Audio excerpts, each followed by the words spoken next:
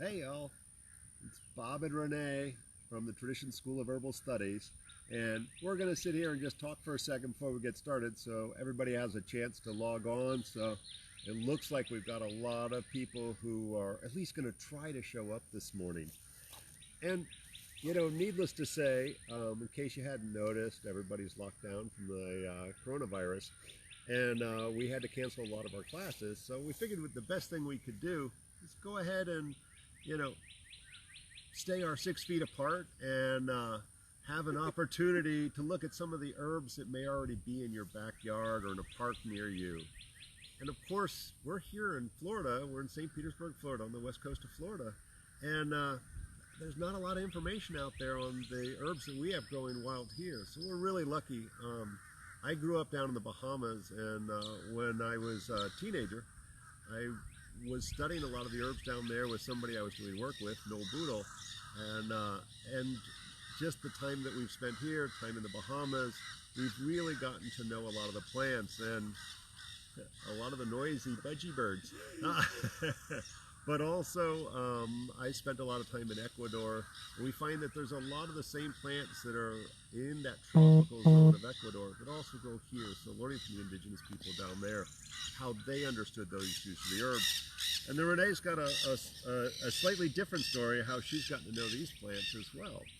Hey, I'm Renee. I'm a 5th generation Floridian, and one of my huge passions is something that we teach our students and something that we try to reinforce the thought process in all cultures and communities is getting to know the community that's around you, so the plant supporters and allies that we have that are around us, and really sticking to that bioregional thought process of the things that would be best to support our systems are blooming at the times that we need them, and they know the cues and they know the weather and the patterns of what's going on. So if we have an overdone pollen season, the plants are going to react accordingly. So it's super important. Last time David Winston was here, one of our friends and a wonderful herbal teacher and mentor in our community, he was commenting about a lot of the things that we were talking about aren't written in books places, and they're not, because I know about them from knowing my grandparents and great-grandparents and great-great-aunts and uncles. So I think it's important to try to reclaim that knowledge, because in the ethnobotany books, we generally have a bunch of, not to get on a soapbox so early in the morning, a bunch of white men from the colonial periods that viewed some natives from afar and assumed what was going on. And I have grown up with people in many generations from hundreds of years ago actually using those items. And so I think it's a more accurate depiction of that. And so really asking those allies how to support us, and us letting you know what's in your area based on plant type and family and order will be a good way to go. The other thing I want to mention is that you're welcome to treat this like a classroom space. And so if you have any questions, go ahead and throw them up. And Kara, one of our graduates and a student of both programs and a very smart woman, and she knows stuff. Trained in the outdoors, will be there helping us answer back and forth. So if you hear a third voice, you're going to hear Kara or Misha trying to help us out. So feel like you can treat it like a classroom. We'll stay as long as we need to in a space to answer questions, and we'll get as close as we can. I'll crawl up to the camera and show you things if needed. But no closer than 6 feet. I will get so much closer than 6 feet. I will totally go against everything the governor has said and stick that plant right up in the camera. So I know about this from practical use and from using it from birth, and from those allies supporting us for many, many generations and having consistent care. And something I learned from Bob, really, he pushed that home. Like, we already know this, but he really pushed it home with me. Some of the Chinese formulas are 1,000, 5,000 years old. You don't change something in 100 years, let alone 1,000 years. It's very clear that it's working and it's supporting those body systems appropriately, because they wouldn't continue to use it that way. So this is good heritage medicine. In your areas, you're going to have similar items, and we're going to do our best to make sure that you hear that and see that. Anything? Well, I was going to say, even though we're looking here in the West Coast Florida biome, is a very subtropical, tropical area. For any of you who are North Florida or outside of the Florida area, many of these plants are going to be available for you. There's a few that we know grow all up and down the eastern seaboard. Some of them you may find in various places of the world, and ultimately you may be able to access some of these plants from some of your plant sellers or your dried herb sellers, wholesale market, and so forth. So don't feel like we're only going to talk to Floridians. We're mostly going to talk to Floridians. We're going to ask the questions for sure and answer the questions for sure that will help you get to the thing that's similar in your area, and without putting a huge footprint or burden on what's going on in our community for sales and delivery. Like there's things that you could just walk outside and find that are going to make a huge impact on your life right now, for sure. Plus it's fun. I mean, it's something that will get you out and moving around and going, for sure. One of the things that you know, we're really going to talk about herbs here in a second, but you know, a lot of the basic things that the feds are putting out and so forth, you know, the distance, the washing hands, obviously are very important, and many of the cases, a majority of the cases, are very mild, and those are oftentimes the usual stuff that you use for a cold and flu that you can find in the grocery store that you probably already have in your cupboard. You know, thyme, garlic, ginger, those kinds of culinary / medicinal herbs are still really effective, just like they've been effective in every case. Jim McDonald, a great herbalist up in Michigan, has done a wonderful job of creating a group of herbalists specifically to try to discuss people who have worked with somebody with the coronavirus at this point and what herbs they've had success or haven't had success with. And at this point, I think we've had at least a half a dozen folks who have either self-treated or for folks, their family or in their community, they've helped out. And honestly, the cases have been mild. We've seen a fairly consistent progression in those mild cases. And garlic, ginger, you know, and we start to see, depending on their skill level and the willingness of the client, we've seen some fancier stuff like OSHA and marshmallow and so forth. But those don't grow down here oftentimes. And let me add something to what Bob said. Several of you will be very new to us or know us from different ways. Like we definitely have a school. I'm definitely a teacher. Bob's a doctor of Oriental medicine, an acupuncturist, and a Chinese herbalist, other than his folk training and his Western training. But what we want to tell you, because some of this might contradict information that you think, you know, we're seeing a lot of different things on Dr. Google, and we know to really trust that Dr. Google.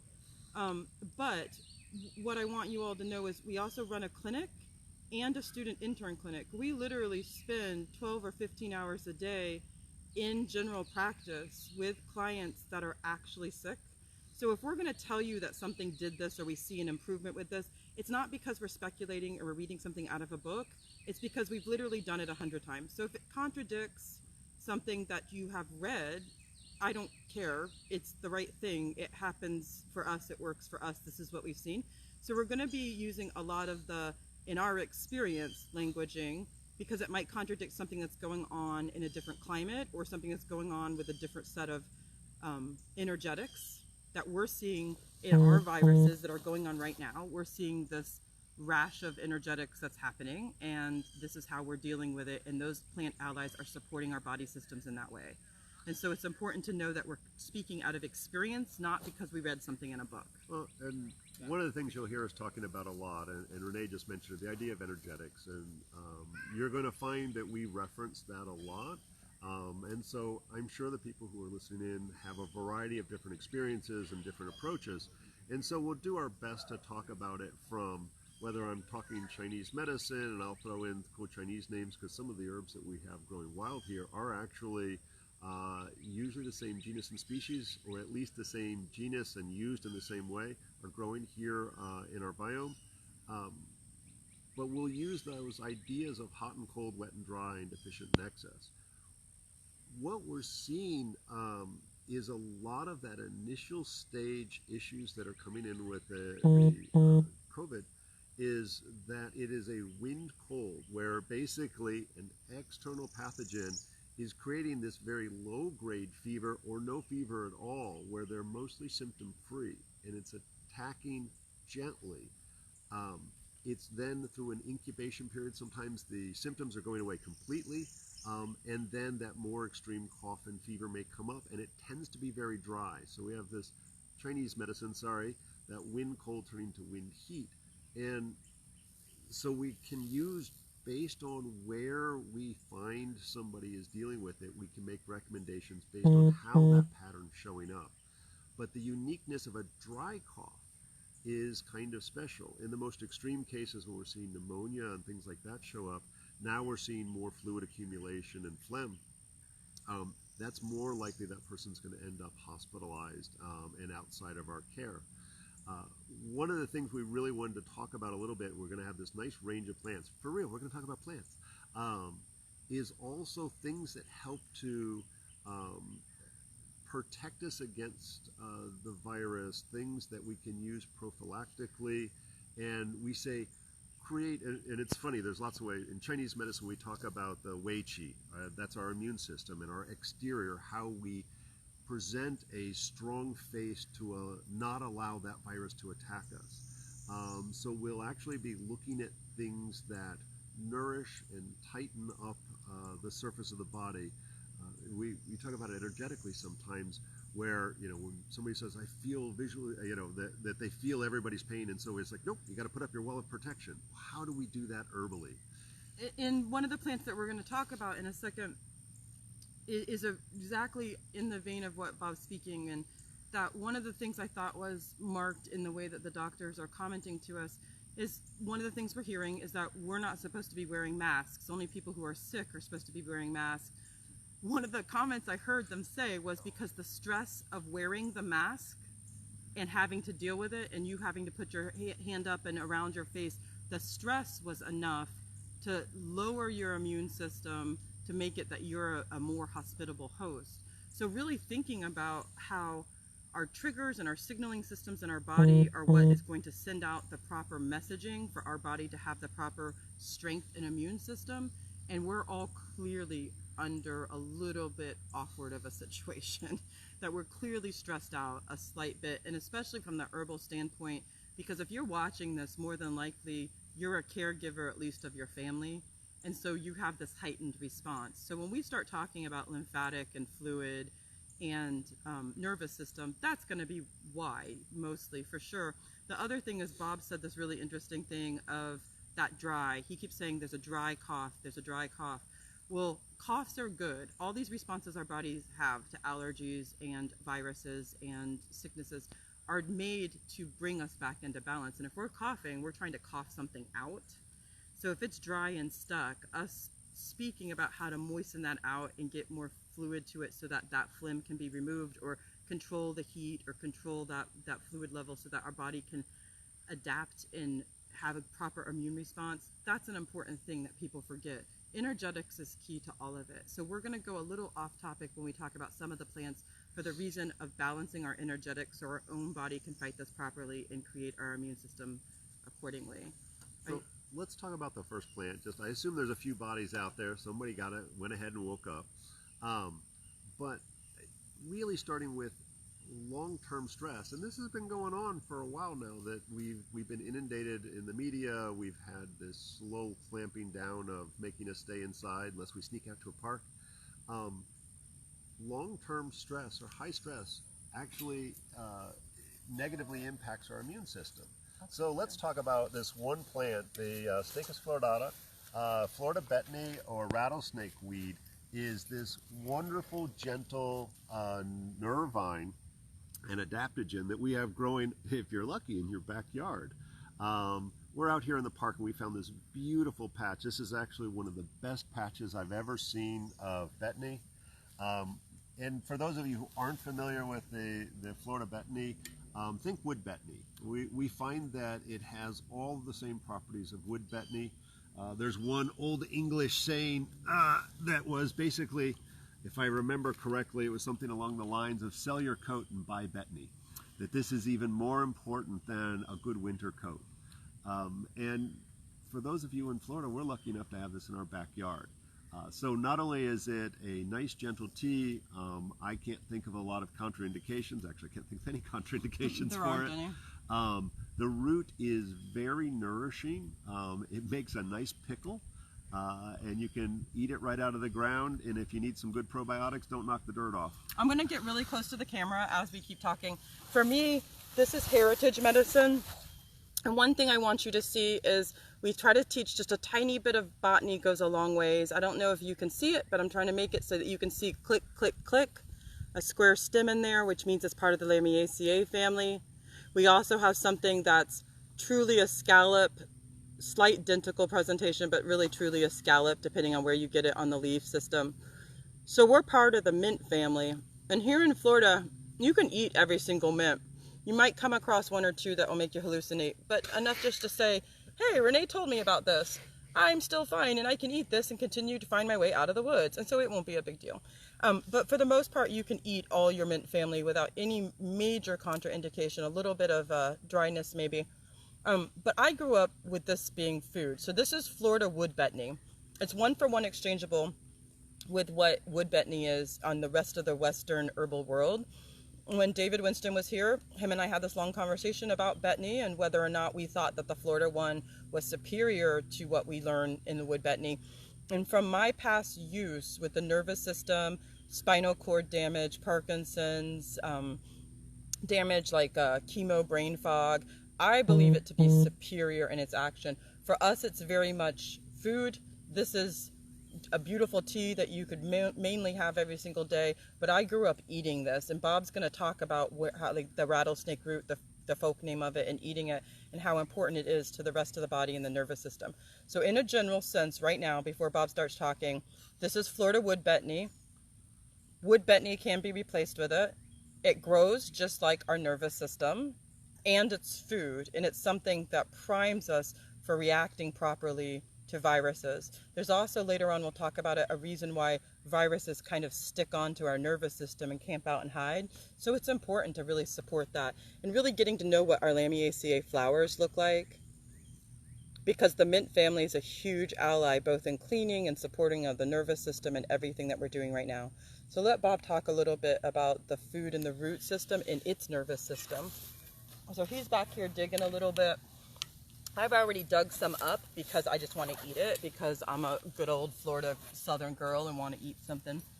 I thought this one was nice. It really shows how this root attaches like this.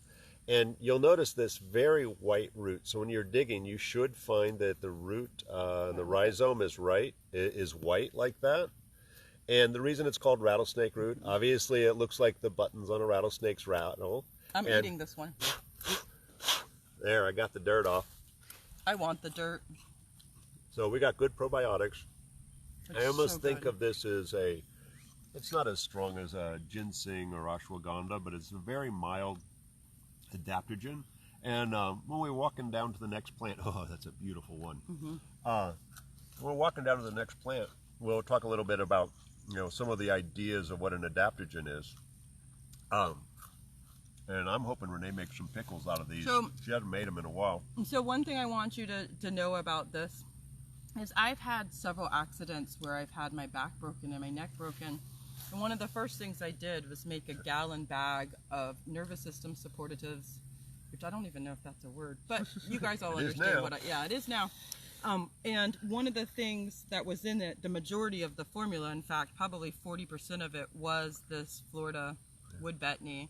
And it's something, it's something that, we'll just throw that into our pickle jar. You don't even have to know how to pickle. Just throw it into the jar that you already have in the refrigerator.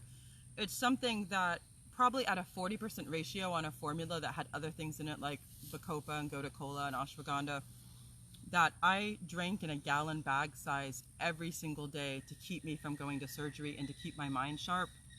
And I've had several concussions as well, and it's just something that really is very mild and soft, but has a heavy hitting supported effect for us. And so that's one of the things that's out everywhere for everyone to have, that you could really have every single day, and it will help to boost your immune system by supporting your nervous system. If there's any questions about that, go ahead and send those in. As we go forward, even if you forgot and you see this, go ahead and throw it back up, and I'll carry some of it with me so we can bring it back up and answer those questions. But I think that we can go to our next plant by now. We're going to wander down the trail, and there's actually a few other people in the park here. And we didn't actually say it. Please don't run down here because we're not doing this live and in person, but virtual. But for anybody who doesn't know, we're actually wandering around Lake Magori Park, and we're going to follow the trail along Lake Magori here.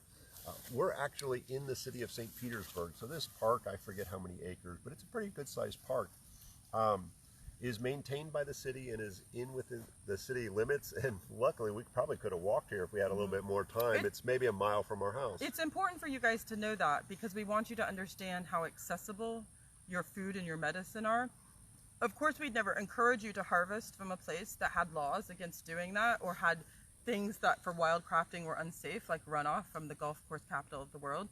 But it's important for you to understand that it's everywhere. It's in your urban area because the plants work in community, the biomes work in community, the mushrooms work in community, the animals work in community. It's only us that have separated, and ironically enough, we've been told to separate during this time, and it really gives us a sense of being out of community, which is not good for our body. So understanding that no matter how much we try, the plants and the microbiomes and everything tries to get to us and rope us back into that community that we've always been a part of. So understanding that this is a big city and this is a place in a big city. We're not in some remote place that we normally are. So it's important to understand everybody's got these opportunities in their area. We're going to go ahead and start to walk to the next place so that you're going to see some awkward cameraing movement, and that's fine. And if anybody has any questions, send them in. We're walking right over here. I'm sure Bob's going to find something. I'm okay. I'll climb. You can follow Bob. I'm going to take a few minutes to get up so you guys can start walking. Nope. I have too much to pick up. You know, we used the term, oh, let's go along the water. Why not? Yeah. We'll see a few people, but that's okay. One of the things, you know, and I know we're getting a range of people on here. One of the things we talked about was the idea of an adaptogen. An adaptogen, the short version of what that is the idea of something that helps you adapt to stress. And that can be anything. I would argue sleep is an adaptogen. Going for a walk is an adaptogen. But we look at a lot of our very nourishing herbs are things that help us adapt to stress.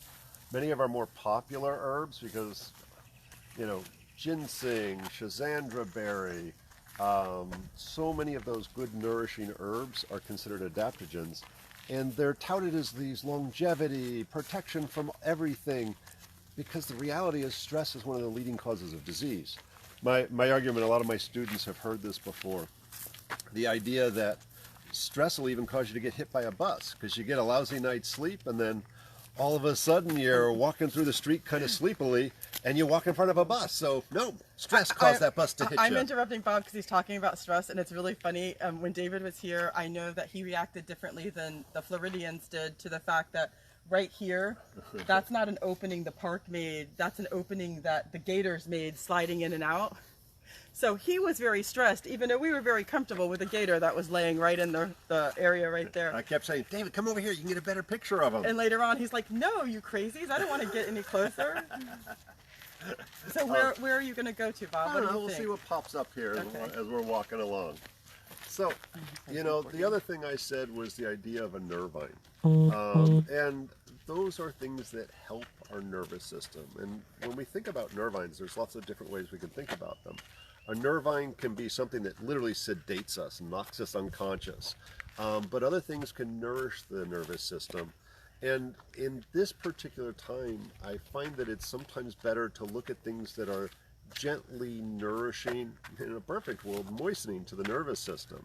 So things like that Florida betony, that rattlesnake root, can be a wonderful addition because the root itself, that rattlesnake rattle, if you will, is part of those nervines. I would argue that it's part of that adaptogen.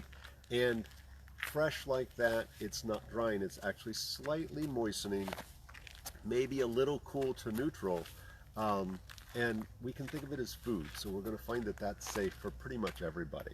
Bob, do you want to go here next? I see some wax myrtle. It's a beautiful bush right in front of us. Why don't we talk about that real fast? Okay, so I want to point out that Bob and I do a lot of indigenous work and traditional healing work.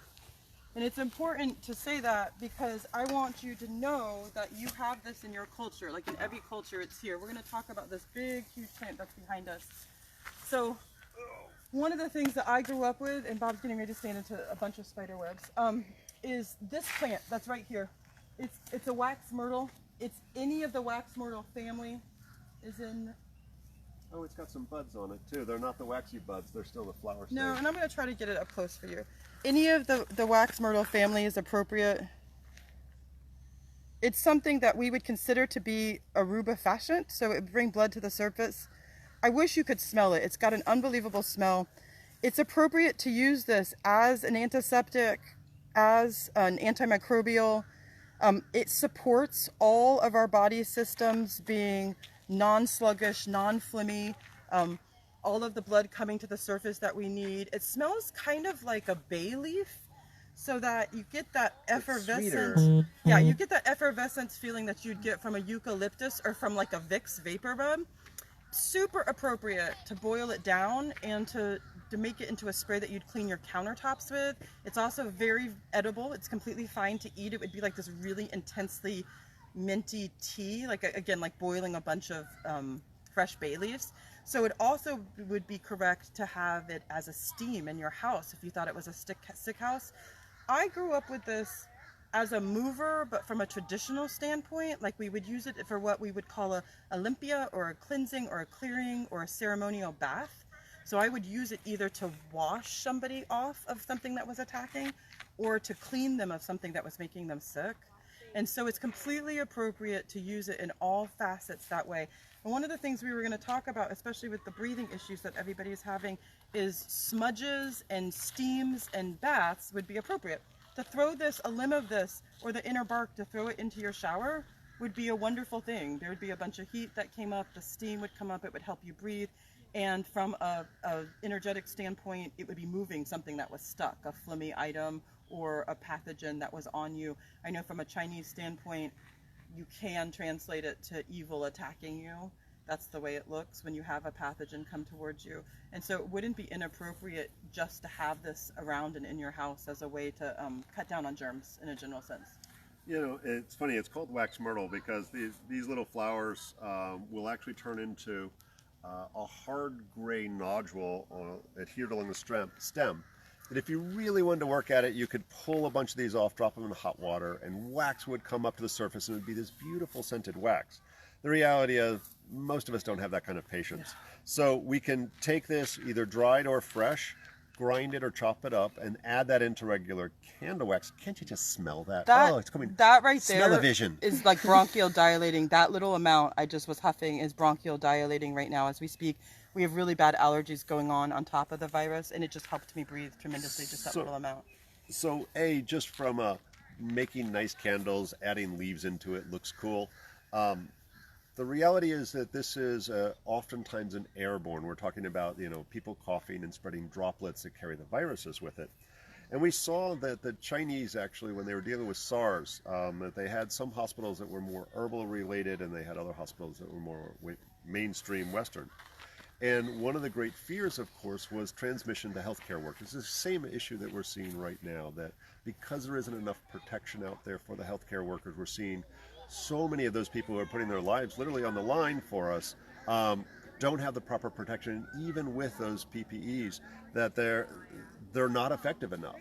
What we found with SARS was in the hospitals, they were steaming vinegar, that they would literally just put pots of vinegar in the hallway, and that was able to provide, that acetic acid was then now an aerosol, was able to protect those healthcare workers from that disease spreading. They had almost a zero spread of SARS. So when we talk about smudging, when we talk about burning candles and that idea of protection, that something like the wax myrtle can be really effective. And the ceremony that we associate with something like the wax myrtle can be part of helping to calm us down a little bit. It's stressful to have to sit there and think about it if we have a loved one or a family member who's sick and in our home, that we can do things like smudge, as well as what Renee was talking about, is putting that into a pot, a towel over your head, and creating a steam that we're inhaling in order to uh, create the medicine coming through, but also getting the medicine directly as to where the infection is. So for all of you who grew up with that tub of goo, that was the Vicks Vapor Rub, and we'd put it on our chest, and we'll talk about that later on. We'll put it on our chest, and we'll put it on our feet to get the bronchial dilation, to get blood circulating, to move phlegm. That's what this is. Literally, you could boil it down, infuse it into oil, use it the way it is, stuff it into your socks. And for the people who aren't able to get to the Walgreens or the CVS, if that was what you were used to doing, all of a sudden you're stuck. We have several plants in every community that fit this bill of moving something that's stuck and working as an antimicrobial and an antiseptic. But I'm going to introduce a little bit more of that idea of wind evil, the xie qi, evil qi in Chinese medicine. And I always got to tell the story. This is also used for delivery and they help stuck labor, stuck babies and stuck labor. So when somebody doesn't have strong contractions, this can be drunk as a tea. But we had a friend of ours. She was recently married. I forget whether that was her first or her second child. It was for their first. It was their first, and her husband was from the Amazon, from Ecuador. And her water had broken and she wasn't getting good contractions, and they called and said, Bob, can you come over and help? So I grabbed up my acupuncture stuff in order to try to bring on contractions. But then I looked around, I was like, this idea that nature provides everything we need within 5 or 10 miles. And so I was like, what have I got? And I was like, I don't have anything. But I remembered we have a whole stand of wax myrtle in the park behind our house. So I ran back there and I grabbed a bunch of this. And I had it for two purposes. One, this was very specific for what she was dealing with, that we made a nice strong infusion of it. But also when we look at the indigenous practice of protecting a person when they're open, the mom who is in active labor, oftentimes exhausted, they're wide open for invasion of stuff. So I actually took the branches and leaves of this and surrounded her as she was laying on the couch as we were trying to get the labor going. And her husband at the time spoke nothing but Quechua and Spanish, no English at all. When he saw me doing that, you could see his whole face light up, that he understood exactly what I was doing. Because whether we call it xie qi or evil wind qi from China, or we saw that as an invasion of evil from that Quechua Amazonian concepts, the ideas were the same. The thought process of us being attacked or being open because we're emotionally taxed right now. Yeah, let's start walking. Is something that all communities can relate to for sure. So what do you want to do next, Bob? I don't know. Let's see what interesting things we find as we wander along. We did sneak out here and pre-scout. Oh, that's probably the best example of a... magnolia. Thank you. So let me help Kara get into here without getting anything attacking her. Running into a tree. Yeah. And so it's okay. She's doing a great job of walking with us. We have some betony on the ground. I want you guys to see. I'm gonna continue from a teacher standpoint to repeat and show you all the ones we spoke about, so that you're able to start making identifications for yourself. So we're going here to this large tree. There's the betony flower. We're going to this large tree, which is magnolia, and we have lots to say, both Western and Chinese, about the magnolia and everything about it. I'll look for some pods while you're talking. So, obviously, we're looking for a lot of herbs that can help us from a respiratory standpoint. And magnolia is one, without a doubt, that can be used. And, we said antiviral, antimicrobial, so we can not just talk about coronavirus here. When we look at Chinese herbal medicine, the magnolia, and not the southern magnolia that this is, but there's a Chinese magnolia as well. And we have the little furry seed pods that come off, Xinyi Hua, that is used specifically for sinus congestion. So at this time in Florida, oak pollen, and probably every other pollen under the sun, right now is kicking all of our butts. And it's rough because our cars turn yellow down here at this time of year. Pretty much people who don't have any allergies are having allergies. So of course, everybody who steps outside and gets a whiff of the pollen, all of a sudden thinks that they've got coronavirus, because they start sniffing, they may start coughing. the reality is it's just sinus issues, and they need to go rinse off and look at some herbs to help with that. So the flower buds, and I don't see any flowers, and even though this isn't the Chinese one, we can use the flower of the southern magnolia for that. We also have an herb that's for stress, oddly enough, especially it has, we look at the directionality of herbs, and we all see that. We could argue lobelia has an upward energy, because if you take too much, you'll vomit. Ginger helps with nausea. It has a downward energy and helps keep the stuff in your stomach. So we actually say the bark of the magnolia has a downward energy, and it's for stagnant qi. When stress is particularly causing the energy to go up, i.e. you get nauseous when you get stressed out, or things caught in your throat, something we call plum pit syndrome, globus hystericus. What part? The bark? Yes, the bark. And so, although we don't want to strip off the main trunk and hurt this tree, what Renee's doing here is stripping off the outer bark of this. So this is the outer bark, and for me, and I'm going to let Bob continue to talk if he wants to, for me, we used all parts of it, and so it's important to know the system of not damaging the tree, asking the tree real quietly and politely if there's a part that's acceptable, and then having that limb come off in your hand, or being very gentle that if you are thinking that the tree is accepting that you're going to cut it by a node or someplace that it can heal quickly, and then getting that off and using those pieces of the bark for the medicine that you need. I was trained to use all pieces, and so if Bob's done with his Chinese, I'll talk to you a little bit about that Western. Did you have more you wanted to say? No, I was going to just jump into the Western and the leaves. So for me, I was taught all parts of this are something that can support our body systems, and so using this outer bark, as Bob was speaking about, for the cough, for that upward movement, but the inner bark in particular, and the leaves, and as he spoke, the seed pods and the leaves of the flower, all had a separate component with viruses, with anything that was respiratory, even that nasal drip that then turns into something where it really wasn't anything. So each one separately or all boiled down together would make a really gentle cough suppressant or a help for moving a cough one way or the other, knowing what parts energetically to use or to use them all combined. So I was taught to pull this inner bark, and we would never want to injure a tree like this. This is a really young one. A tree like this by taking a whole piece off where it couldn't breathe. So we would ask for a limb from it. This particular one has the beginning of what would be the pod on it. And so that's important, because even if we didn't have the medicine that we thought we needed, I asked for a branch, and this is the branch that came so gently, and look, it had the part that we needed on it in theory starting to grow. So I think that it would have been appropriate to make the full range of medicine out of this, even without the full pod. It was offering the one that had one. So I think that that's something to again, getting to know your community for sure. I was going to say, and I learned that the leaves are very specific for the lungs.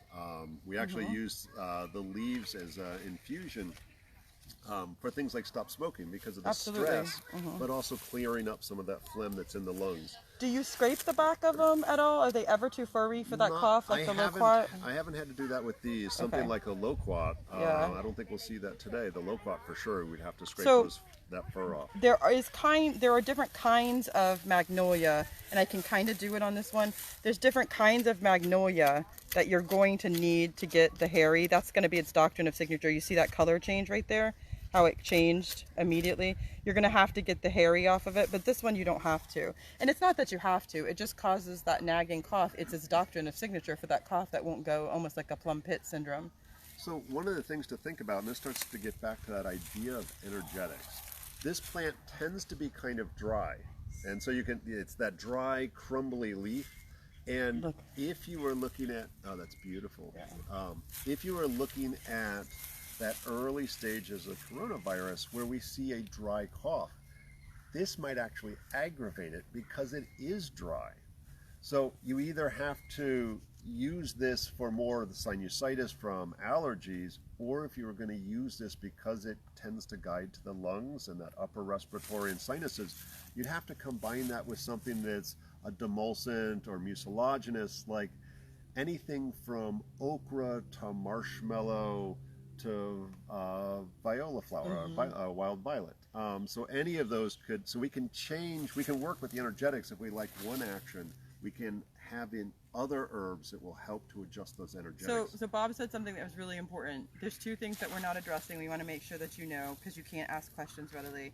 The first thing is, as a burn, a steam, or a tea, a tisane, an infusion, or decoction, because with barks we usually make a decoction, this would be appropriate.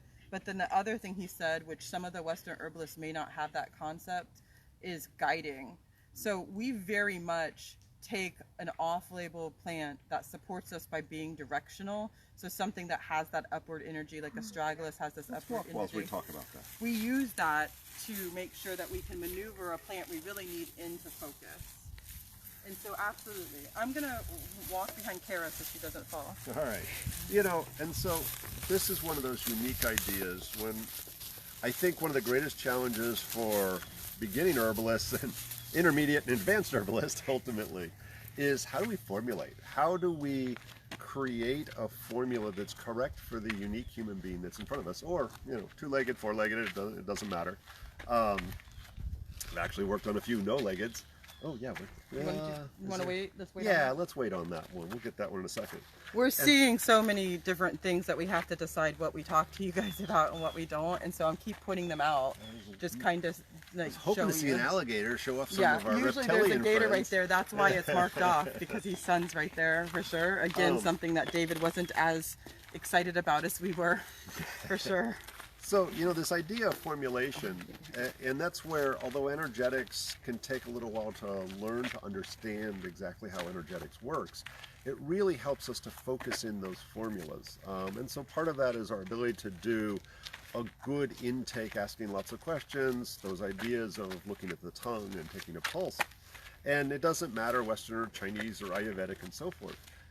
We cheat. In Chinese herbal medicine, there's some foundational formulas that Renee had said earlier were thousands of years old, that we can use that as the foundation for a formula. As Western herbalists, sometimes we're challenged. Like here in Florida, we like to use our local plants, and if we don't have those classical formulas created, if we have a limited supply, we have a lot of herbs at the apothecary, but we don't have every herb. And so let's say you read about out of whatever book and said, oh, here's a nice basic formula, but the energetics is wrong, it's too dry or it's too wet. How do we alter that formula working with those plants that we have? And that's understanding the plant and really knowing it. Like, I hate to say it, you got to eat a lot of nasty tasting herbs to start to understand what does it do in your body, and ultimately based on your own environment. And oh, Renee sees something cool. I see the umbral. If you want to pull that down, do we want to do that? Yeah, that's the best flower I think we've seen. So let's do that. Okay. We found another one to talk about. So that idea of understanding the herbs, and part of it's book learning. You know, we have some really great teachers and some great books out there. But based on your environment and your own imbalances, because none of us are perfect, I promise, to start to understand that you may experience that herb differently. Stinging nettles is a great example. Stinging nettles here in Florida, I think, is the most perfect herb in the whole world because it's hot and humid here. We sweat a lot, and for us to enjoy nettles, we can drink it all day long, it doesn't matter. But if you lived on a mountain, if you lived in a desert, you're going to find that nettles has this extreme drying action that for that thin, wiry, dry, blood deficient person, it can actually be overwhelming and cause night sweats. It might cause constipation and extreme thirst. So your environment may dictate whether or not you can enjoy and understand a particular herb. All right, I'm going to shut up now. And we're going to talk a little bit about something that's a major controversy now, which is so ridiculous. I'm going to go look for a gator. And so I wanted you guys to see this right here. This is just our basic elder. Almost everybody in the world knows what elder is. It's in the Walgreens, for goodness sakes. So this is Sambucus nigra, even though it doesn't get as nigra as the rest of them. But elder's in a huge controversy right now as to whether or not it's helping our lungs be open so that the virus binds a little bit more to it. But really I want to just talk to you about the major problem that I see, and that's people who don't study or haven't read enough about or been taught enough about the elder tend to just throw anything in.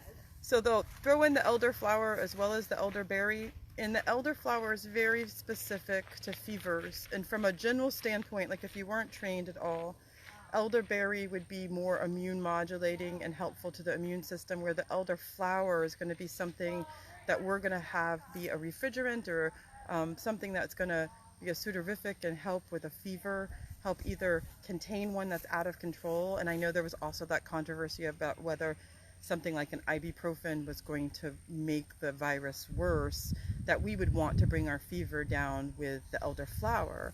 So for us just to have stock formulas doesn't really fit. One of the things that happened a couple weeks ago when all of this started coming to pass, I would have people come to us with full formulas and they just say, hey, do you have this? And they're not herbal, they're not herbalists, they have never been to the clinic, they're mainstream and use allopathic care, and it would be this whole huge list and it would have a large quantity of elderflower in it. And I would say, is somebody in your household sick? Like, are they actually sick with a fever? And they'd be like, no, we're using this as a preventative. And it would be all the things they needed for a high fever. And so it's something to kind of understand the energetics of what's going on. As far as I'm concerned, I'm on the fence with not enough research about the elderberry. We've never really had a problem with it being something that helps us in our immune system. Definitely elderflower, using it more towards the fever side. The other thing I want you all to know is harvesting's an issue here in Florida because it wants wet feet, and we are the golf course capital of the world, which means we are the Roundup and fertilizer capital of the world as well. And so making sure that when you're harvesting, it's from a wildcrafting area that's very safe. And I don't know if Kara can show it, but behind us is this huge lake. We've been talking about gators, and on the other side of that is a highway. Like literally, this is the middle of the city, and the lake, it gets sprayed all of the time. So this elder being 30 yards or so off of the water is just something that we wouldn't be wildcrafting from for any reason. And we would want to go way inland and hope for a dip where we had some wet feet where that elder was wanting to grow. The other thing that we have to, with wildcrafting, really hit home is that it looks very much like water hemlock. Once you are good enough with your botany to distinguish it, it's not a big deal. That you can say this is definitely water hemlock and definitely not. But we recently had a wildcrafting incident with somebody who's very, very experienced and has a school and is one of the smartest people I know and such a great herbalist, where they had a poisoning because of mixing up something similar. And it's something that just honestly happened. So be very, very careful that you're with somebody who knows exactly what they're getting, or that you are very, very clear and have made a relationship with elderberry and the elder plant, and you know that this is your ally and your friend when you're harvesting. Other than that, you can treat it like food. From a Floridian standpoint, we would have had the flour would have been dipped into pancake batter, and the green would have come right off. Not deep fried, no fry bread. And then we would have drizzled the syrup on top of that buckwheat pancake, and that would have been the perfect thing for a sick home, because the buckwheat is less inflammatory than just a normal white flour. The fever child would be getting those flours all nicely enacted inside of that pancake, and then the syrup being drizzled over would have been the immune booster for everybody else that was in the household. So it would have been a normal thing for us to have during pollen season or during flu season here, especially that summer respiratory, spring respiratory that comes through. This would have been the perfect thing to have. And we would save it and maybe, I don't know, make some liquor with it later on, to preserve it only, definitely, so that we would have it during the winter time when the berries weren't as present. It's medicinal. It is medicinal, definitely. A couple shots, that cures everything, right? And so this is something that we know, but seeing how we're in the city and right on the other side of there is going to be a highway, and here it is, everything that you would need for a perfect southern breakfast that would be boosting your immune system for sure. I think one of the things people too often, we have this isolationist idea, and we get that through the dominant medicine, that generally we don't use elder, flower, or berry by itself, that it should be done in combination. And I generally, when I look at the flower in particular, that early stage of disease, like Renee said, with a fever, but again, in formula. And we see that combination of different plants together have a habit of modulating some of those adverse reactions when we put them together in classical formulas or in formulas based on the individual and their energetics and what stage of disease they're in. This is, keep walking, we can keep walking, but I want to say something about this. This is super important. One of my children, who's now an adult, he has a problem with fevers. That he's had fevers that would range into the 106, pretty common, always in the 103. And so if I was to give him just flour as a help for fever, it would diaphoresis, it would help him sweat. In his case, it would spike his fever because he wouldn't have enough moisture to do that. He And so tended towards that dry so personality. his body would push that fever and try to get him to sweat, and he couldn't, and it would make his fever go higher. So that formulation is a huge issue that you really need to think about energetics with every single client you see or every single family member you're dealing with, and with the plants. And so that was a good thing that Bob brought up. What do you think next? Like, I see so many things. Some pine we can actually reach. Do you want to? We could, but I want you to see that this is a field of poison ivy, so it's trying to keep us out. Well, then let's stay out. I We'll see love some more pine. the goddess of poison ivy, and that she is the huge signaler. And Kara, if you want to show, some people don't know, like that guy right there, some people don't know what poison ivy looks like. There's some by your foot, so be careful.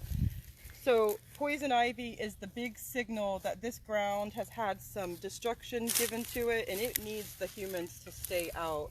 So I really watch where I'm invited, and I really watch where I'm not. And so we need to make sure that everybody understands that if you have fields of poison ivy, it's generally trying to keep the humans out, for sure. So let's go ahead and look at Bob, because he always looks funny. He's looking for some sap, I think he sees. And it doesn't seem to be like a lot of poison ivy around that area. There's some on the tree. Yeah, be careful, Kara, right there. I don't want you to get it on your sandals. So there is some on the tree, and I want you to see it because in Florida we grow like these bushes of it that are unbelievable. It is used indigenously for medicine, and I do have the practice in my family of eating it in sandwiches to build up your immunity to it. I would never tell anybody to do that. And so this is one of our pine trees. We have many pine stands, many different kinds of pine. We live on Pinellas County, and so it's something that I was taught. That, do you want to talk about the yeah, sap? this is beautiful. Yeah. This is sap from an injury to the tree, and we're going to talk about gathering sap or not gathering sap based on what the tree's wanting us to do. Bob, be careful with the poison ivy. So this is this massive pine tree. There's pine trees all around us. I was taught with oak and pine in particular, but with pine, that if you only knew the elder of the pine tree, that's all that you ever needed. That would have been food for us. That would have been fire. That would have been antiseptic properties. So one thing I want to talk about, like we can have all parts of the pine as an elder support us, and it's just so willing to give to us, and we can find things on the ground. We don't even have to hurt the tree. But just because Bob broke this off and handed it to me, this is pine sap, and we talk about pine tar soap and pine sap for all kinds of infected cuts or things that need trauma healing. Like all of our resins and all of our salves we use for trauma healing, and we are supported in that way by the plant. But one thing I want you all to see is, I don't know if you can see in the middle how wet that is. It's very important that you understand that if you go up to a pine tree that has sap running out of it, it's been injured. And for you to rip the scab off or the band-aid off of that tree is re-injuring it and very much causing it some pain. So if you gently go up to it and ask it if there's any that's willing to come, it will come right off if it's supposed to. If it doesn't come right off, don't take it. That it's something that the plant is trying to heal, and that we can use the pine needles, the green pine needles, or something else for that matter. So let's talk a little bit about what this can do. So this is the sap. The sap can be difficult, as all resins are, or tar. The sap can be difficult to work with if you've never done it before. I encourage doing any of, like Sovereignty Herbs has a medicine making. I think that Tammy Sweet has an online medicine making. We have a medicine making. I encourage you doing that so you get to explore that and use that for sure. To learn how to work with it. It's best if it's powdered. Don't put it in your blender. Use a hammer and a washcloth to get it all powdered. But one thing that you can do if you're not comfortable working with that salve is to use the actual green pine needles. It's considered to be a refrigerant and super high in vitamin C. And the tree willingly gives these pine needles up. And it's something that during the summertime, an old-fashioned, especially here in Florida where we have more moisture, an old-fashioned pine needle lemonade or pine needle tea is something that we would have experienced, and it's really easy to work with in comparison to the resin. The other thing is the oak pollen and the pine pollen, but in particular the pine pollen in Chinese medicine is definitely supportive of all kinds of fertility, and Bob can say a little bit about that if he wants to. But just knowing that we use this spiritually as a trauma medicine, I would definitely kind of clean a trauma off, because the elders know physically for wounds and bruises and sore muscles as a trauma medicine. But the part of the plant that you're using for that is because the plant had trauma. So just being very gentle and careful about whether or not you're taking that resins. Do you want to talk about the pine pollen at all? Well, I mean, the pine pollen is close to testosterone. So if you see somebody out there like either licking the pine tree, and especially in the blooms, or sitting there doing lines of pine pollen, you know, they're just trying to get lucky. But the reality that the Chinese actually use the joints of the pine tree, and we use it for a specific type of arthritis. When we see a swollen joint that is affected by weather. So Explain what you mean by joint. So literally where the tree and a branch meets, that will actually cut specifically out of that junction. Being careful not to cut all the way around, because that would make it so that limb couldn't breathe anymore, but only the part that's knotted up. Yeah.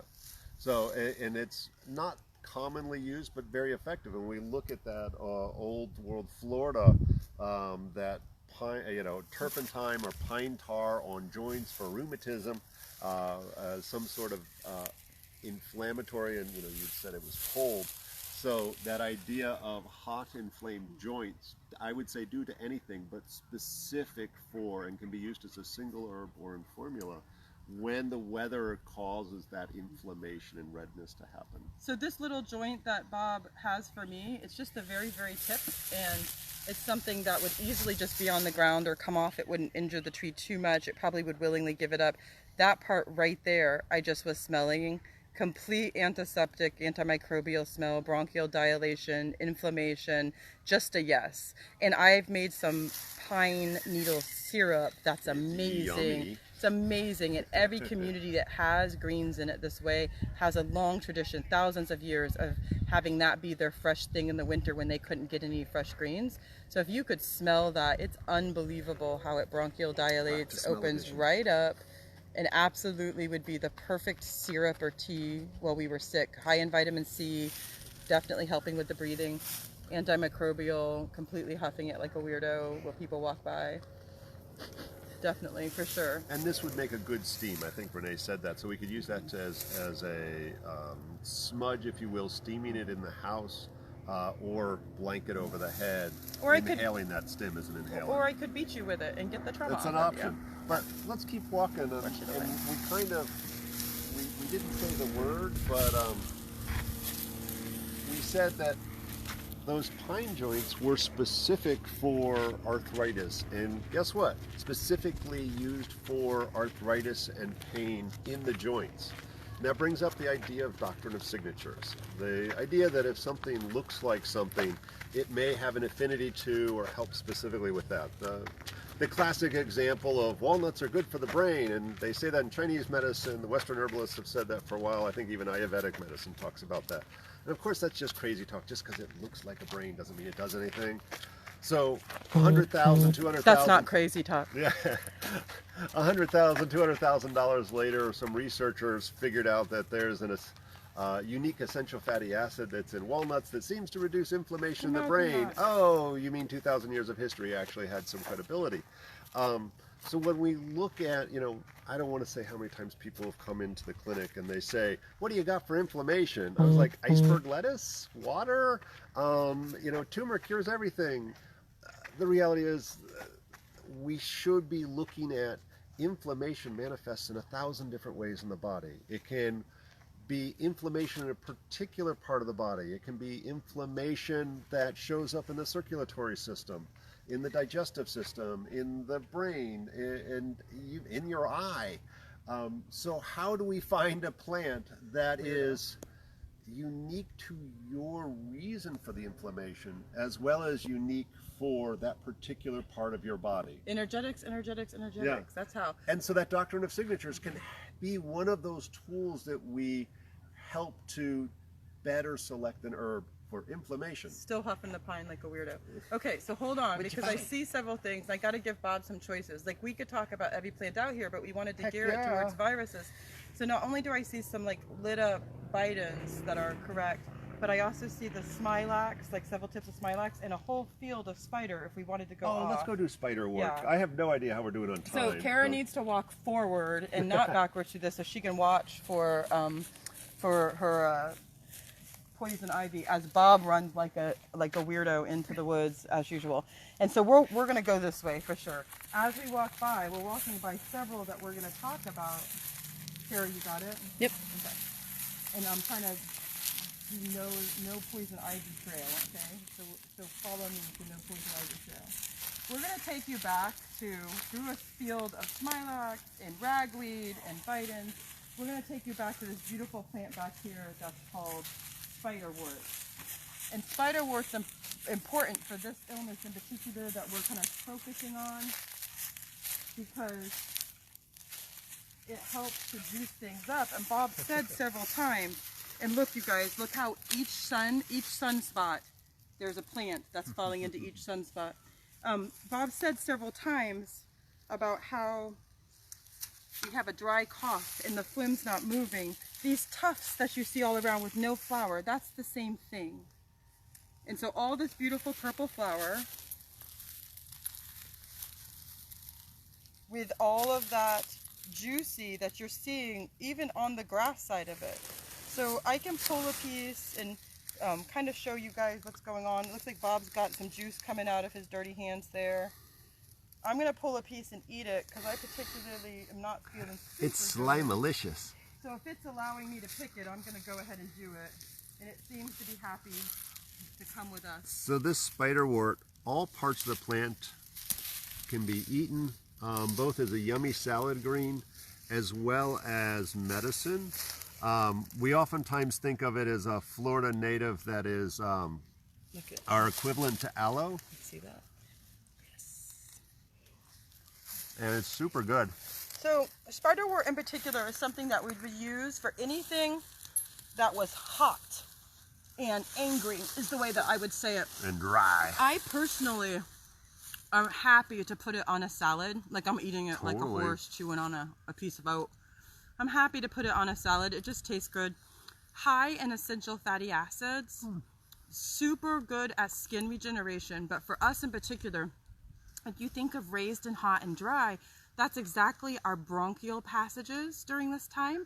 It's also going to be at the branches where the alveoli come off. That's all going to be red and raised and compressed. And that actually looks a little bit like alveoli. Oh yes, absolutely. Boop. Yeah. Doesn't that look like sure. trachea and bronchioles? The other thing I've used it for, which is completely not medicinal, is sprinkling these flowers on the top of like a cacao cake, and how that brilliant purple on top of that dark antioxidant cacao pour, like a mirror glazed.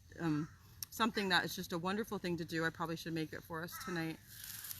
It's something that's everywhere as well, that we have all kinds of versions growing everywhere.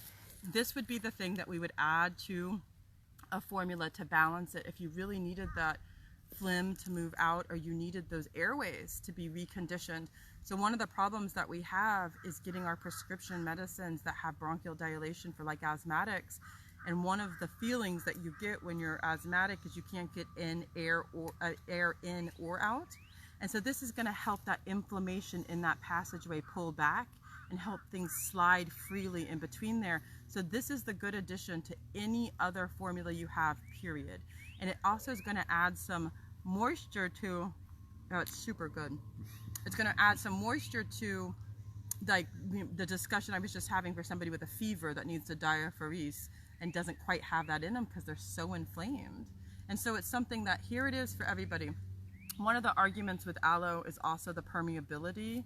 And so with the spiderwort, you do have a permeability that you can get nutrients back and forth. So if you are using this for something like GERD or reflux of any kind, or just upset tummy, that this would be a perfect thing to add into your diet. And it's here for everybody. It's literally cold to the touch. We are boiling in our winter spring temperatures right now, that it is easily going to hit 85 degrees, and it's still the morning.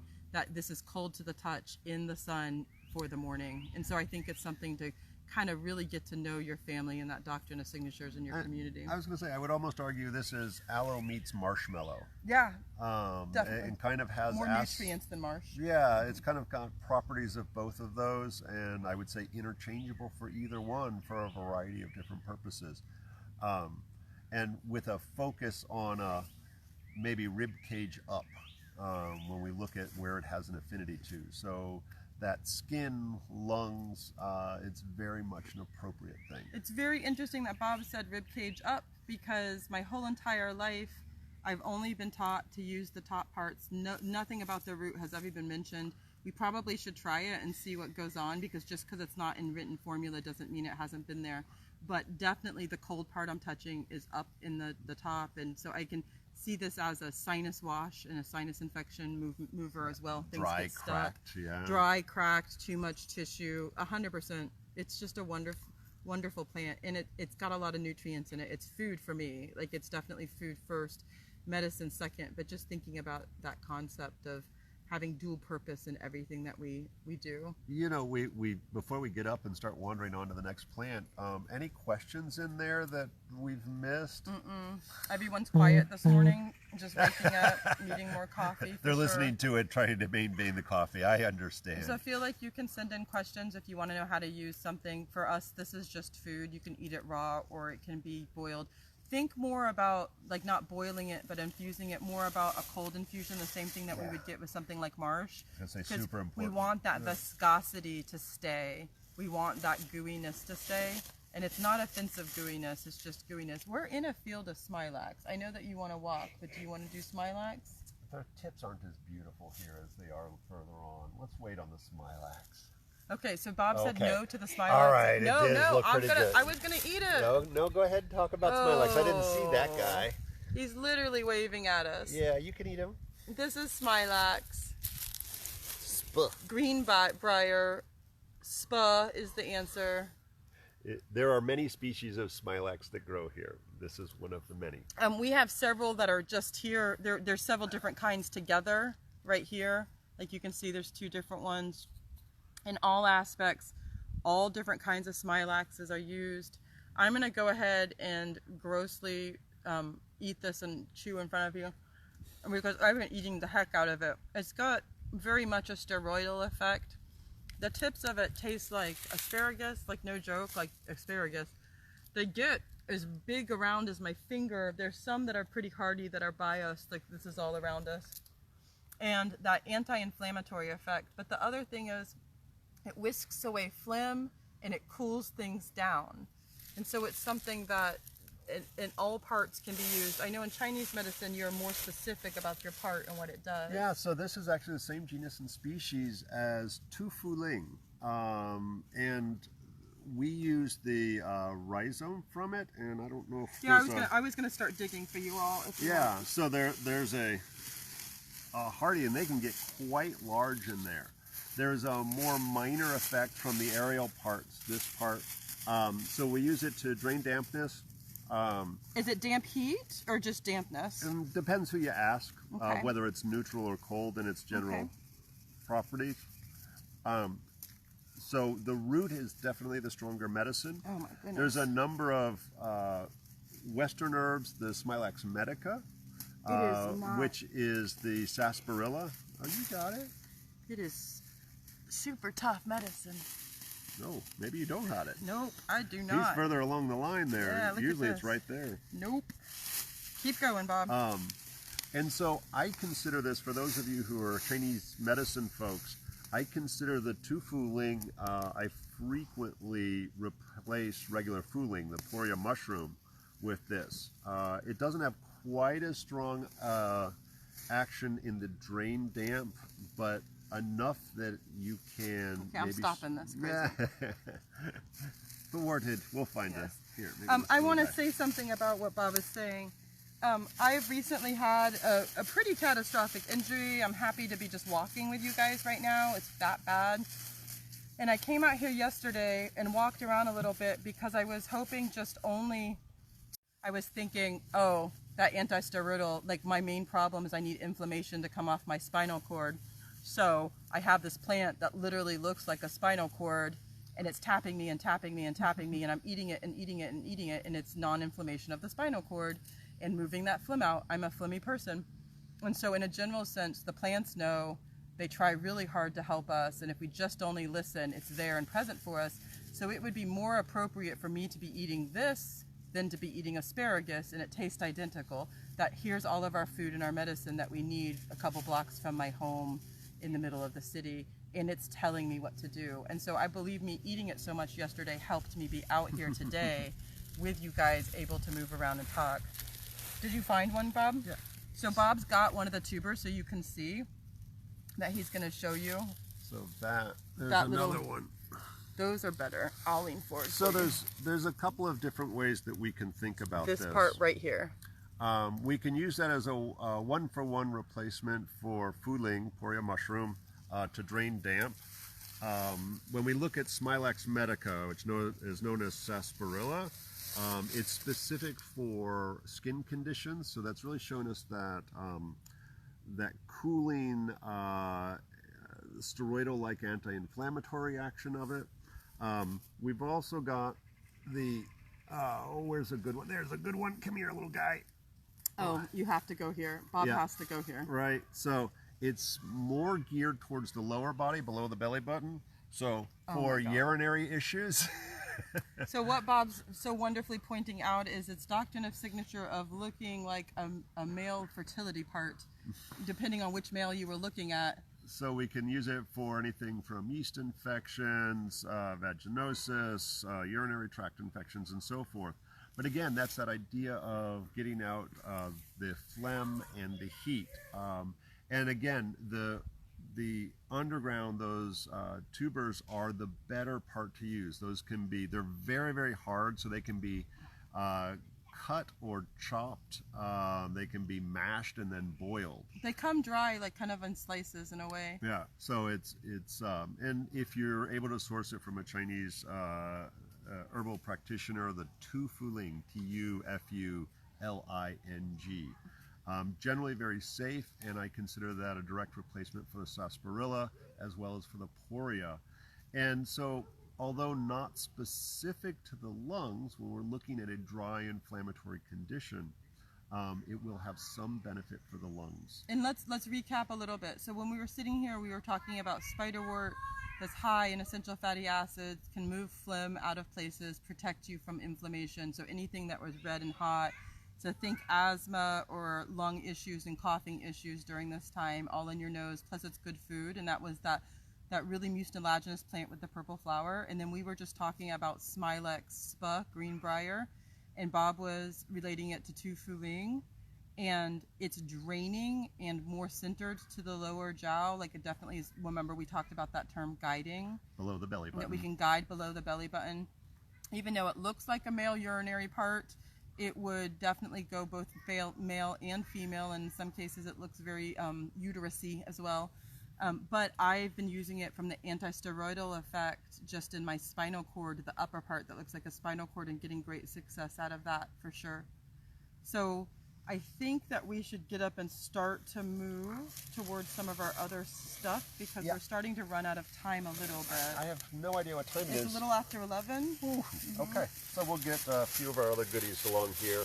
And of course, we're still going to talk about Ceta and Bidens, of course, our heavy hitters. And we're going to start walking away from the lakefront here and going a little bit more into our pine barrens and explore some of the plants that are more common in there. I think we should move a little faster to get to those areas that you want to get to so we don't run out of some time. And so as we go through, what you're seeing is more of the things that we spoke about, and we're in this certain habitat within this park that is considered to be water some lowlands and pine barren. There's lots of things we could speak to you about, but it's not really related to the antivirals, and we were trying to stick heavy to that. In a few minutes, we're going to see some things that Buhner talks about, and it's heritage medicine that, frankly, I've used my whole entire life, and so have my grandparents. And so we'll have a long discussion about some Bidens and some Sita as well. Bob, where do you want to go? You want to walk around the corner to the cherry? Or what are you thinking? Yeah, actually, we could do that since we only got 45 minutes left. And remember, if you have any questions, to send them in. That's a good Sita. It's not blooming, but it's a pretty leaf. I'm going to get some water real fast. Look at Bob. You don't want to go to that Sita? No water. So, no water, honey. They don't have them out. So here, right. use mine. We're all going to die. They have all the waters gone because of the illness, for sure. As we go this way, we're going to look at these little baby cedars. Bob doesn't want my water. He doesn't want to get infected. Has no care to the fact that we live together, so he's already got it if I got it. So come here. Here you go. I got it right here for you. So remember, if you have any questions about anything we're saying or anything that's argumentative, I'm happy to argue with you. Just a joke. And let us know. So we're walking through the area. One of the things Bob said that he really wanted, Bob helped guide Kara. One of the things that Bob said he really wanted us to kind of discuss is the whole spiritual side of all of this. And we can move faster if she can move faster. Yep. And behind us, we're coming up on these two cedars. Well, basically a cedar and a juniper, so to speak. Oh, yeah. Yeah, two cedars. And we need to talk a little bit about really concentrating on our spiritual plants and our elders in our community. These are our elders, and we don't have two of my elders that have been strong teachers, David, who I've already mentioned, and Dr. Jody Noe. They've both said to me in the past year things to the effect of we have gaps because we're not living with our elders anymore, and that we need to trust the knowledge of the elders that are here. And these are the elders that are here. So this is cedar that's behind us.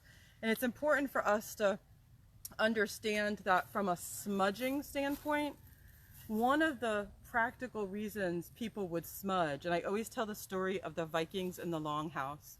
One of the practical reasons that the Vikings would smudge when they were stuck inside their longhouses with the groups and the animals for so long and didn't have fresh plants was to clear that of not only negative energy that was going on, you can imagine how stir crazy you'd be, but also to clear a sick house, like to clear germs literally. It's not just traditional medicine, voodoo, people blowing off spirituality, it's both. That we would be smudging and asking this tree to protect us and asking us to clear any negative that was in the area, but it also would be working on an antiseptic property like nobody's business. Our pines, our oaks, our cedars kill everything. Antimicrobial, antiseptic, keep the pests away, both spiritual and physical for sure. And it would not be inappropriate for you to be smudging, even with somebody with a breathing issue, just with open air, smudging or steaming to clear a house. And cedar is one of our #1 smudges that we have. And you don't have to kill the tree. You can ask gently for a limb and it will give it to you. Or any of the bark that's sloughing off or all around the tree would be a perfect thing that you could either boil, use for an infection of any kind, or use for a ceremonial bath, or just to give a sense of elder presence to you during this time that's really upsetting for lots of people. We have our students commenting about whether or not this is a conspiracy back and forth, and there's many different conspiracies they could be talking about, but what that shows me is that they're just very anxious and that they need a good leader and a good guider right now. And so we have these discussions about the elders we can turn to and trust. And without a doubt, cedar has been trusted by every community, every culture for thousands of years as a guider and a protector, both on a micro level and on a spiritual level. Do you have anything to say about that? Nope, you got them all. Okay. I think you said burn it in the house and breathe it in. Yeah, I did say burn it in the house and breathe it in. Super inappropriate comments to somebody with a respiratory issue. I don't care. I've done it. It works. I'll help you through it. And I think you said that it's one of the primary smudges east of the Mississippi. It definitely is. So, I don't know if you care about this, and we might have someone around the corner, but I see pepper grass and pudweed, and this is a whole huge thing of cedar. And so I don't know what we're going to get to. I just want to make sure that you're covered. Let's see if we get a Do you flower. want to get in there? Sure. For the cudweed and the pepper grass is right there? Yeah, the pepper grass is beautiful. All right, let's go over here for a second. Come this way, you guys. Wait, and plantain. And plantain, which I haven't seen out here at all. I That know, is it's a wonderful. field of plantain. Is it lanceolata? It looks like it has Oh, it two is kinds. lanceolata. It's everywhere. It's everywhere. Look at these. Oh, this is Stunning. beautiful.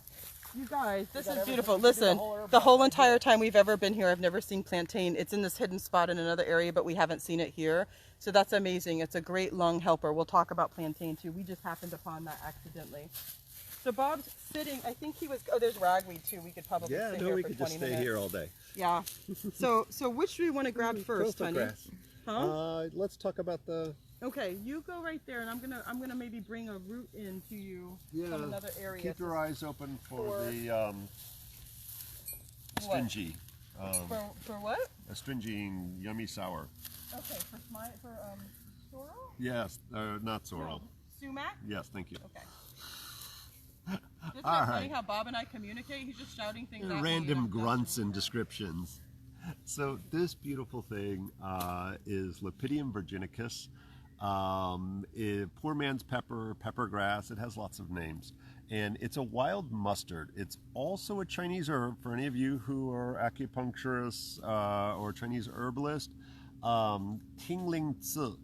And so the zi infers the seed, so that this would technically, these little things, but all parts of this plant can be used. And I'm not going to take this big guy because it's beautiful. I want to take this beautiful little specimen. Oops.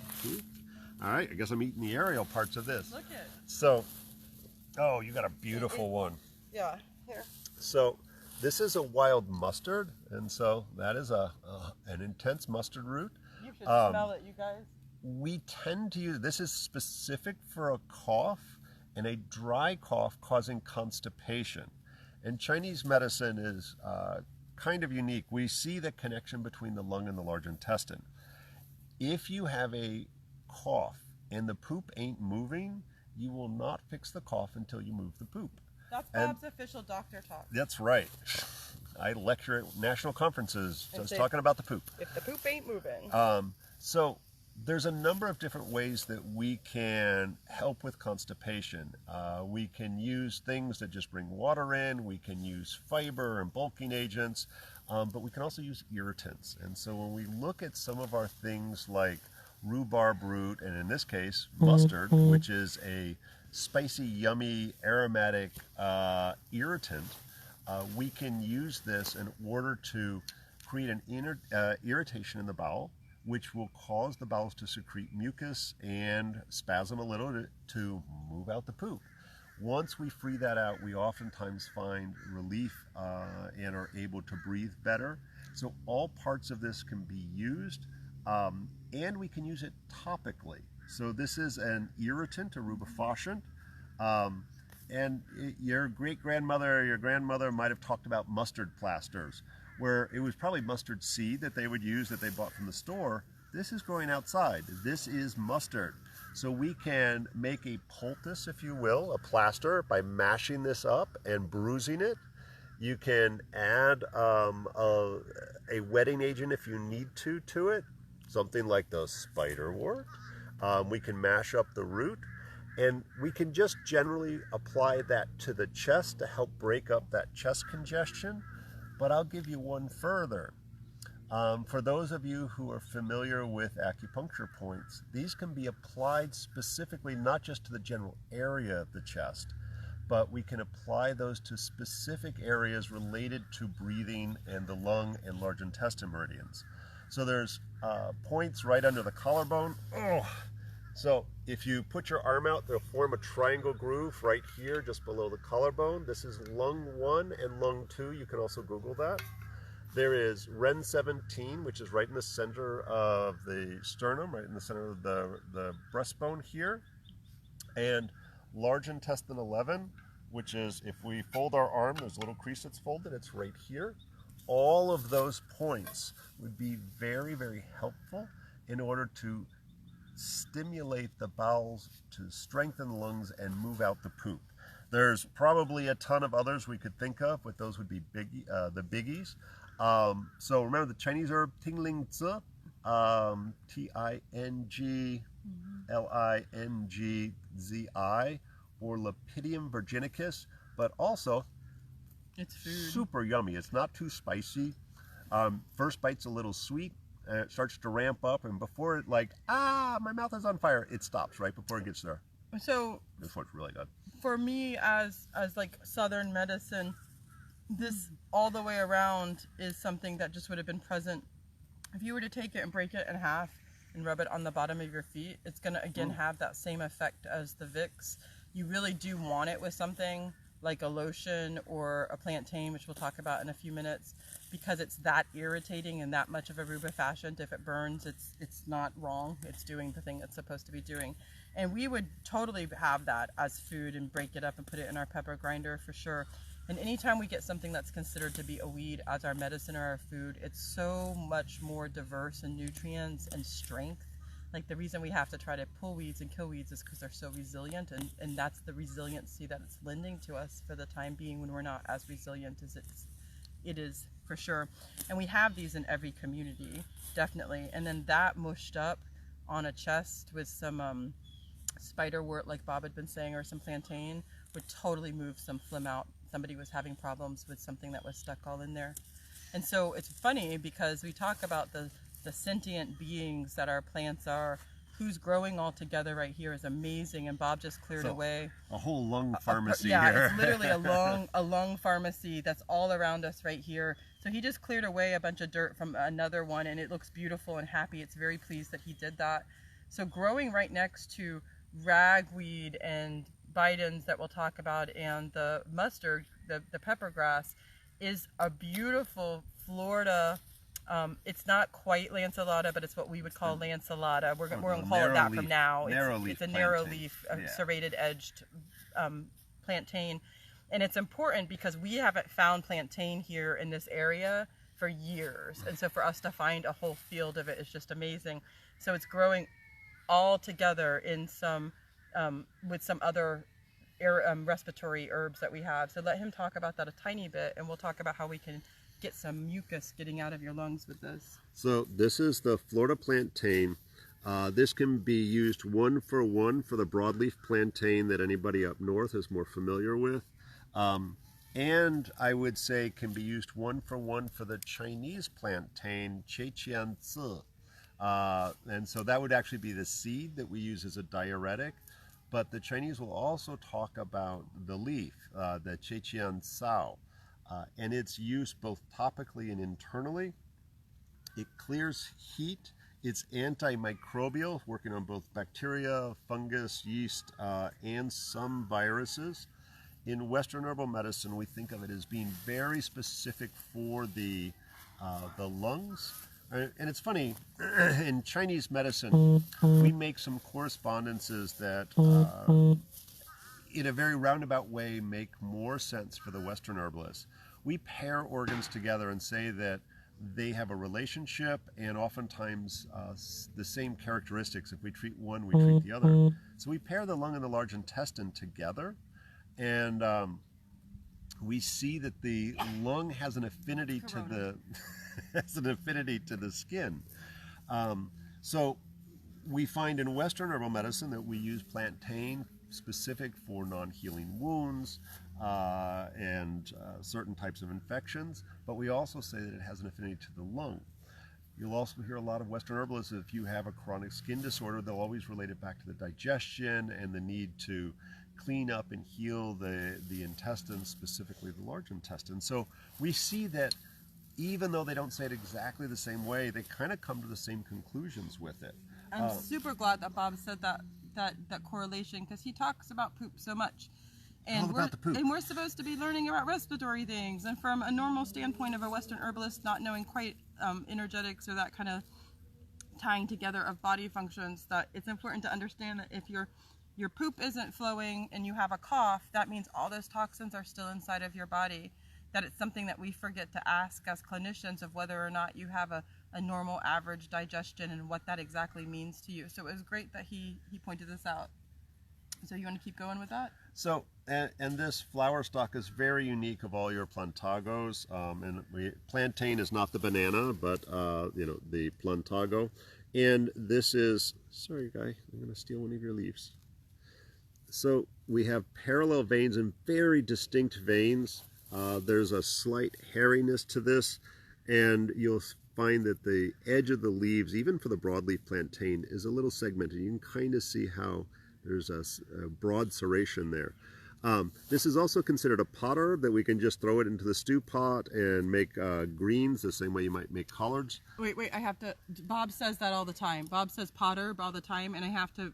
that doesn't mean smoke it to get high. Yeah, so I have to make a clarification of that. If you weren't born that way or you weren't raised in a family like that, what he means is if it's a pot herb, Grandma would just have a pot of stock or water simmering and something you could throw in there and eat. And that's what he was speaking about, is something we would have eaten as food just to throw in the pot.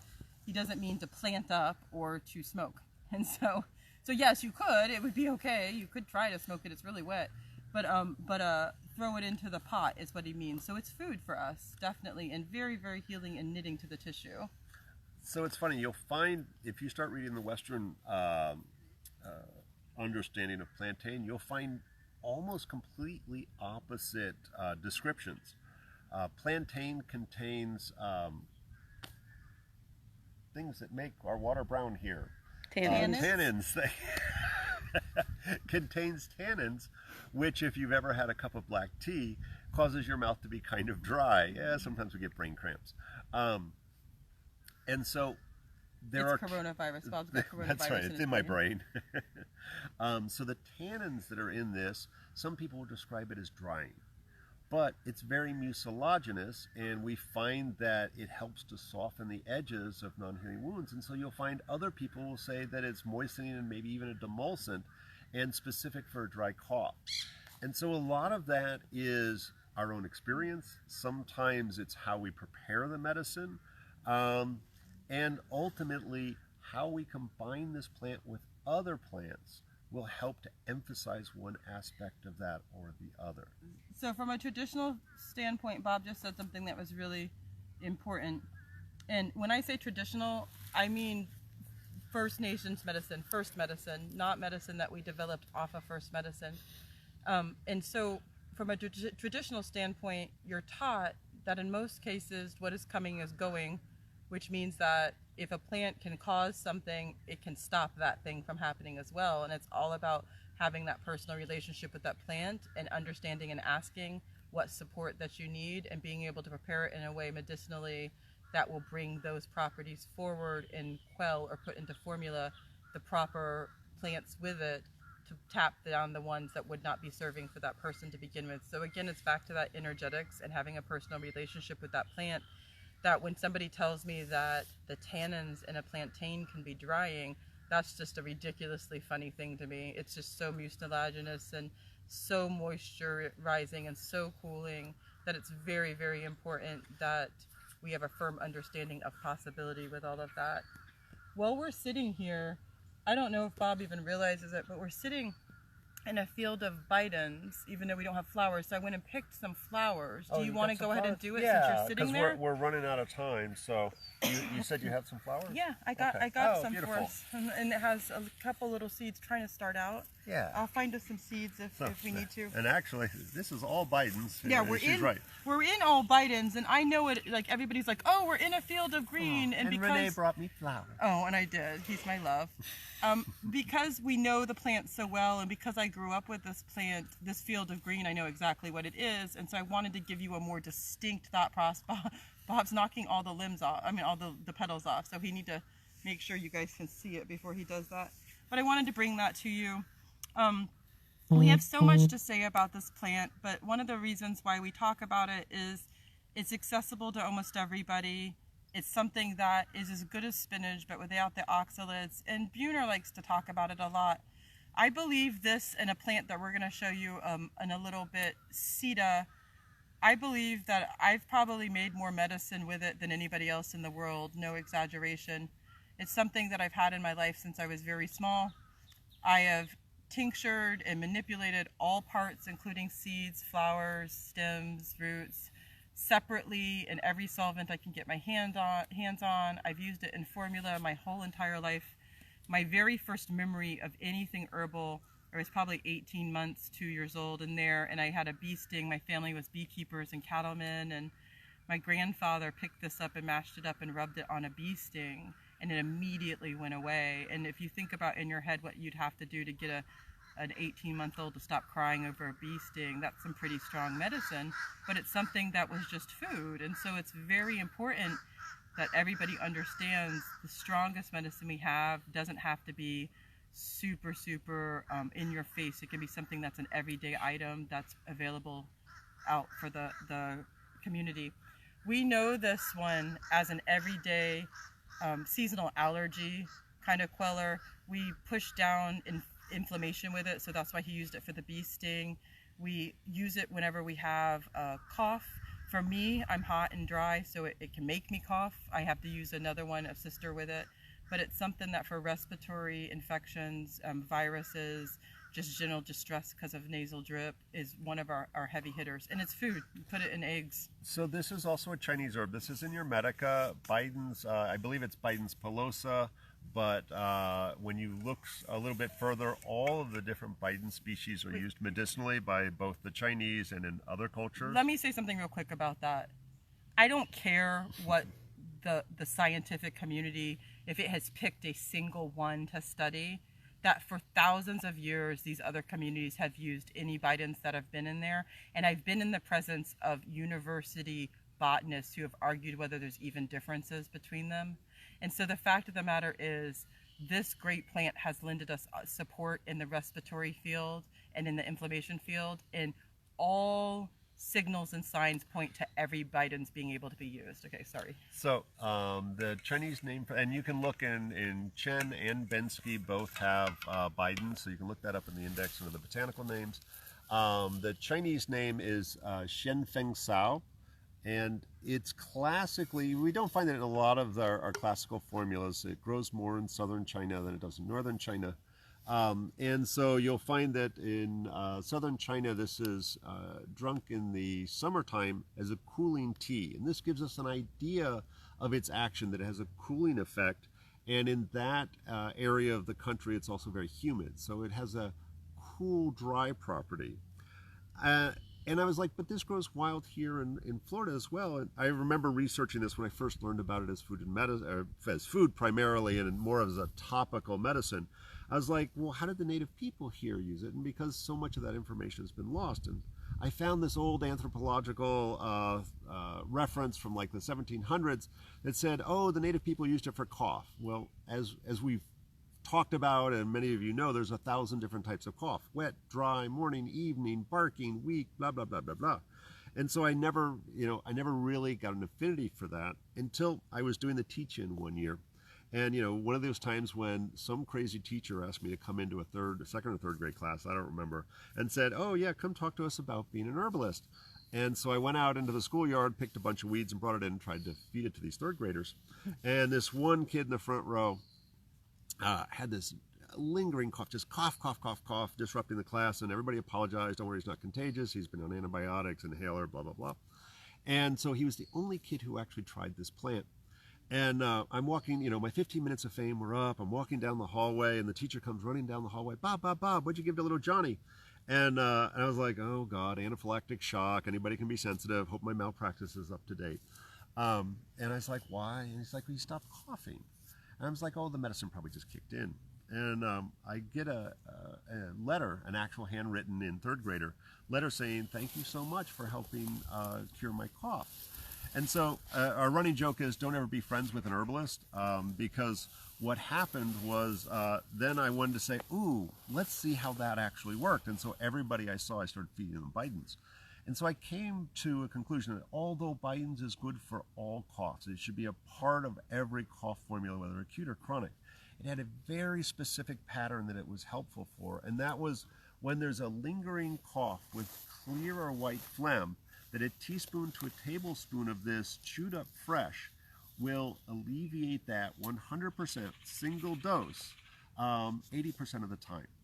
And so this is powerful medicine. We think of it, oh, it's a lovely pot herb, or this simple medicine is good for bug bites, and so on and so forth. It's powerful medicine. When we look at Brunner, he likes to talk about it for chronic Lyme disease. I would argue maybe when there's fatigue, heat, inflammation.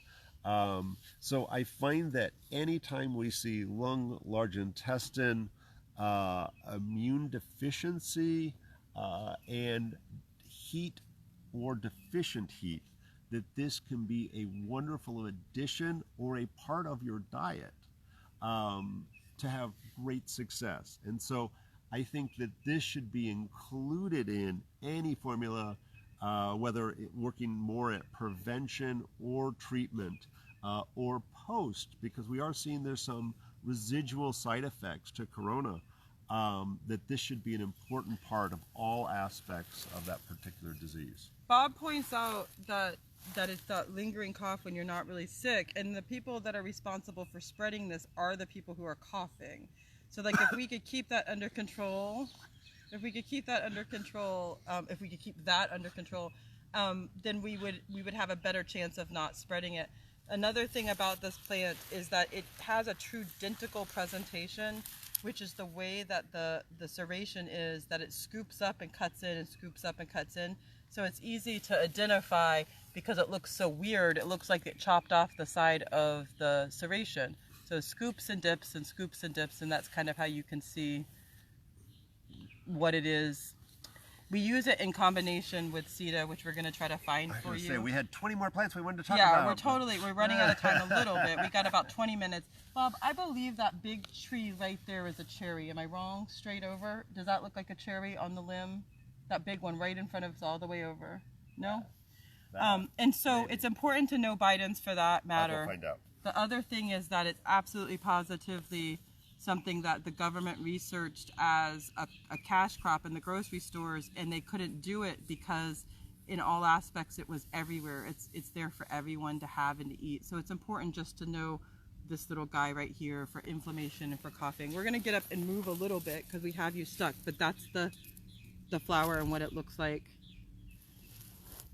As far as I know too, we're the only apothecary that has it because it's just everywhere. So we'll wildcraft it from our organic spots and dry it to send it off if needed. But we really encourage you to just find it yourself. So if you need it desperately, definitely call the clinic or send an email to the school, and we'll try to get you to identify it in your own area for sure. We're going to walk a little bit more this way as we go through, and Bob's running around like a crazy man, so we'll see out where he's going. As we walk through here, if I see some of the ones that we want to tell you about, we'll let you know. But you're looking at a field of what we call crane's beak and ragweed, which is good for allergies and also causes allergies. Bidens is everywhere. Bob, what did you find?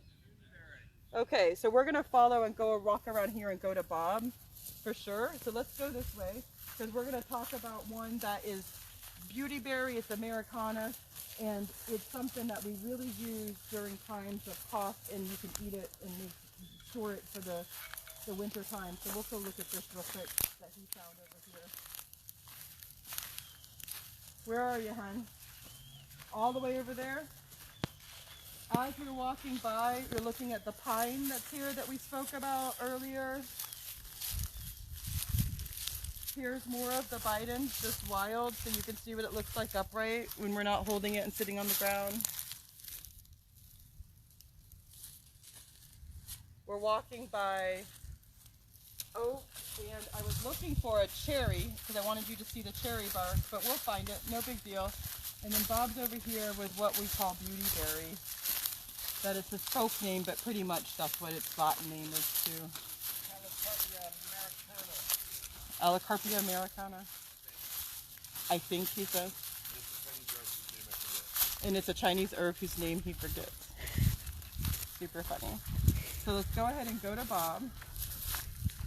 Ta-da!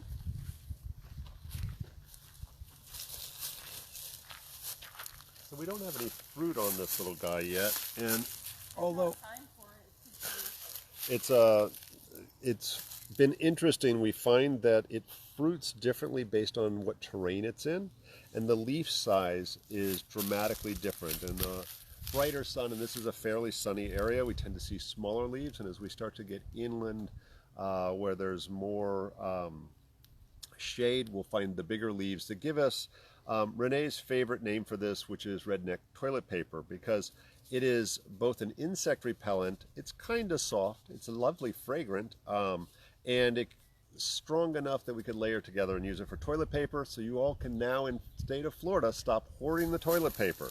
Do not understand it, because this is growing out in your backyard. But more importantly, all aspects of this are used for a cough, and it can be used specifically for a dry cough. The roots, the limbs, the bark, the leaves, and the fruit. The fruit is more effective for a very dry cough and can start to move the poop, but we can also use the inner bark of this as well as the roots specifically for a dry cough. It can be used at any stage in a disease and is more often kind of not the early stage but that later stage, that this would be a great addition to just take a few of these twigs and add that into a decoction or a tincture of any sort. And I'm sorry I don't remember the Chinese name for this. I should have looked that up before I came, but this is in your Medica book, so this is in both Chen and Bensky. This is used, and I believe it's Calicarpia americana, and so we can look at both its Chinese uses and so forth. Yes, that's the right way. Keep going left. Anything else you want to say about Beauty Berry? Did you talk about redneck Of toilet course, paper? because we can stop hoarding our toilet paper. I do want to say this. We just transferred Kara off, so this is Renee from behind the camera.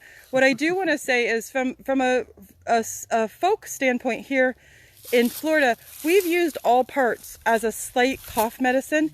We would have cut the inside, the inner bark out. Did Bob talk about that? Yeah. Okay. Yeah, so no, that's all. Like, we're all good with that. Let's see what else we can find. We have about 10 minutes left, so we're going to work really hard on showing you ones that we've already gone by. We got to find us some cedar. And we need to find some cedar. So we're going to move a little bit faster. I'm going to walk with Bob, and if we see something as we're going, we're going to get to that cedar, because it's something that Buhner speaks about all the time, and I know that people are really going to his antiviral and antibiotic books as a resource, and it's something that I've used it my whole entire life, so I'd like to speak about it. Look at, that's that spiderwort that's going to help clear phlegm, essential fatty acids, and push down any kind of inflammation. And we're going past, like I saw epazote, which I love so much. Yeah, and so we're going past all these beautiful medicines. I'm sorry, I just can't help it. I have to stop. Look at, there's that Biden's. And so I'm going to hustle up and get behind Bob, and we're looking for cedar so that you guys can find it. There's that smilax, that greenbrier.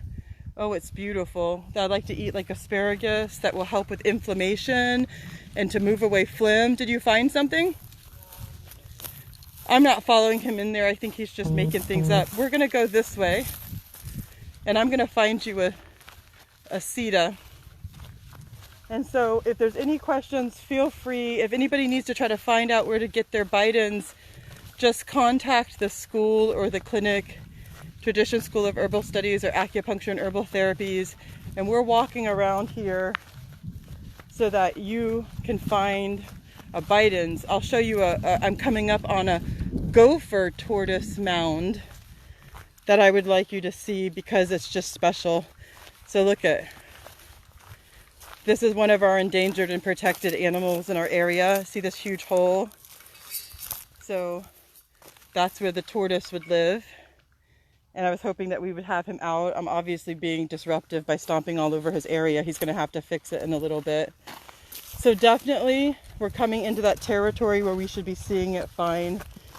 We just passed some hog plum. If we have a chance to stop at it, I'll have Bob talk about hog plum with you. This is that smilax in bloom, in case you want to see what those flowers look like. Very interesting. Past some palmettos, which have really strong medicine. So Bob, I'm going to walk this way because I know that it's this way, even a little one. Yeah. Do you want to cut through there or no? No, we can go. Okay. We'll spot some here shortly. Yeah, so we're walking this way. With the social distancing, there's not too much for any of us to do. And for us, we just want to be outside. I just saw some smilax. I mean, it's not some smilax, some sumac. It's a very small sumac that we want to talk about. So I'm going to show you the sumac. Yeah, I'll keep looking. There it is. And I'll talk about it as we go. So that's sumac. That's a baby one. We're going to walk forward as we're looking for it, and I'm going to tell you about sumac.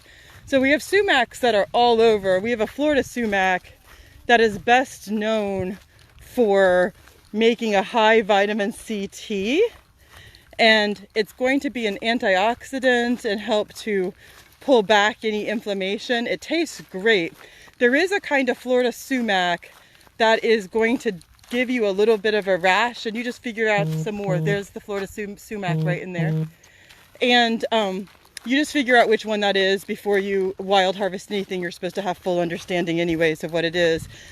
One of the things that I think is important to know, especially when we're talking about traditional medicine, is that with the sumac, the sap on it is written up in all kinds of ethnobotany books as the same or similar to copal, C-O-P-A-L. So for us to have a Florida copal that's that usable because sumac grows prolifically, it's very important that we see that. So we're coming up on an area which I know sometimes has sida in it, even if we don't have a good flower on it. So I'm seeing the Bidens. Well, I was going to say, let me talk There it more is. about the sumac. Did you find a good one? No, I found one, but not a good one. Okay. So one of the things about the sumac is it's an astringent. It will tighten up the skin and other pores. And so it's one of those things that can be used in the front end to help protect against any kind of invasion. So we talk about the skin pores, excessive sweating. Oh, look, there's a gopher turtle. Let's go look at him real fast. Go look at that real fast. I'll So look for a if flower. you, this is, oh, he's running away. Sorry, Mr. Turtle. All right, I'll stop trying to scare you. All right, Renee, you can talk about it. Sorry, I don't want to scare him anymore. So just in front of us right here is sida, and this isn't a very super good one to show you, but it is one to show you. And so it's very distinct. These leaves are very distinct. These seed pods are really important to get to know. So I'm going to make the little seeds go into my dirty hippie hands. Those little flecks there, those are the seeds right there. They're super important. Anytime you see them, spread them. People will be really mad at you for that because they're a weed. In all aspects, this is the Duyao, or the sister to Bidens. So for me, SIDA is one of the most important heritage medicines that I have. SIDA and then SPA. There'll be certain studies that were done with certain ones. It doesn't matter. They all very much are supporters and heavy hitters in our antiviral fights that we have. They are the perfect pair, part of the marsh family. They're the perfect pair to the SIDA because it moistens it up just enough to get the immune out. I have used every single part, both seed and flower, aerial parts and root, tinctured differently and in communion with other plants to help combat asthma attacks, severe respiratory viruses, infections, wound infections, severe acute and chronic COPD, asthma, and bronchitis. Just in a general sense, it's a yes. In all aspects, it's wonderful and a yes, and I would have used it as food. It has a slight mucilaginous or cool texture. It doesn't matter whether it's acuta or rhombifolia or cordifolia. They're all solid. They all do their job regardless of what the science says.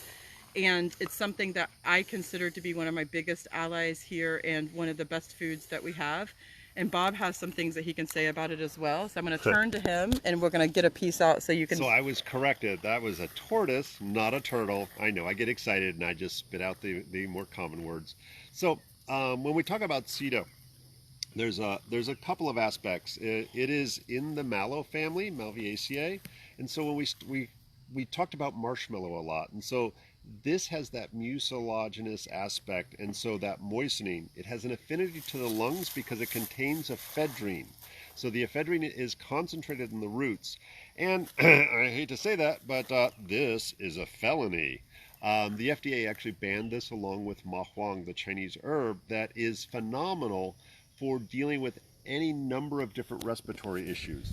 If you go back, and there's been a really good job of, people have been translating the formulas that have been used in China that have improved the recovery time and the severity of symptoms by over 60%. And there's a number of different formulas that they're using in China, but we have limited access, if any access, to Ma Huang, and Ma Huang is in every single one of those formulas. So this plant, the roots, as long as you don't take it across state lines, is my replacement for Ma Huang. This is also an extremely common herb, again the root, in Ayurvedic medicine. This is called Bala, B-A-L-A, in Ayurvedic medicine, so we can research some of its actions from the Ayurvedic standpoint to understand this plant better. But when we look at Ayurvedic medicine, a lot of you are familiar with the concept of doshas, and that's kind of this body type and a number of different things, very similar to 5-element in Chinese herbal medicine. And energetics. Yeah, and so this plant is considered to be tri-doshic, which means it's good for every dosha, because we have the bronchial dilation and somewhat drying action of the ephedrine, the single chemical, one of the chemicals in here, but then we have this moistening aspect that comes with the fact that it's in the mallow family. So it's this beautiful combination. Bob, you mentioned several books a couple times that some people are not familiar with. Oh, yes. So I'm going to answer two questions. So for Jenny Sheldon, it's S-I-D-A, and then anything that comes after that, not T-A, but D-A, D as in David. The books that Bob are mentioning are the main core curriculum of the books that we trust for Chinese herbalism. So he's going to say them again right now. So we've got Chen and Chen, and so if you do Chinese herbal medicine Chen and Chen, that will come up. And the other one is Bensky, and again, search for Chinese herbs and Bensky, and those herbs will come up. You can also find a link to Amazon on the traditionsherbschool.com, our school webpage that has a lot of different resources. So we'll have a direct link to those. And you want to make sure you get the most current edition of those, because at this point they've revised them periodically. So for Pam Green, I'm going to go ahead and answer this question. It says infusion, decoction, tincture. The answer is yes.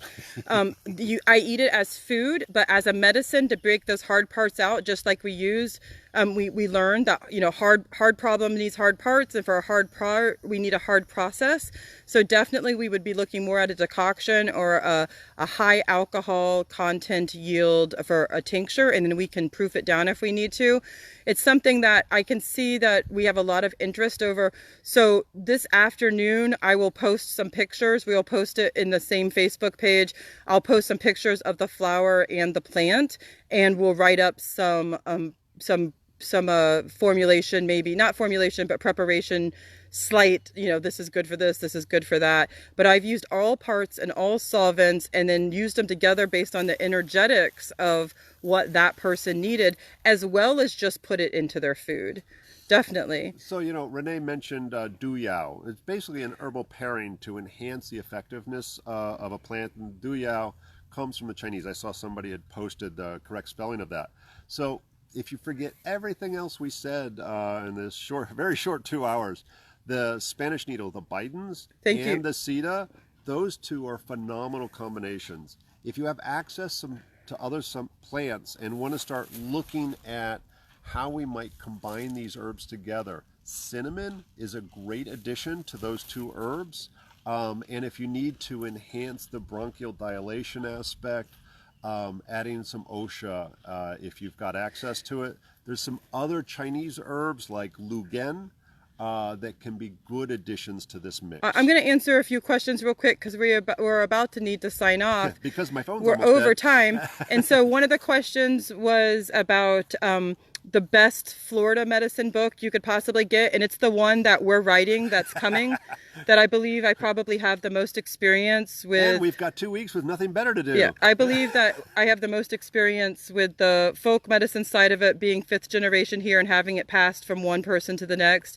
And Bob's Caribbean, his Caribbean knowledge is second to none, and we have absolutely a strong tropical base that's coming The second thing I'd like to answer, and thank you, Mary Kate. So Mary Kate Gladwell is one of our herbalists, and she's an amazing herbalist that runs her own apothecary.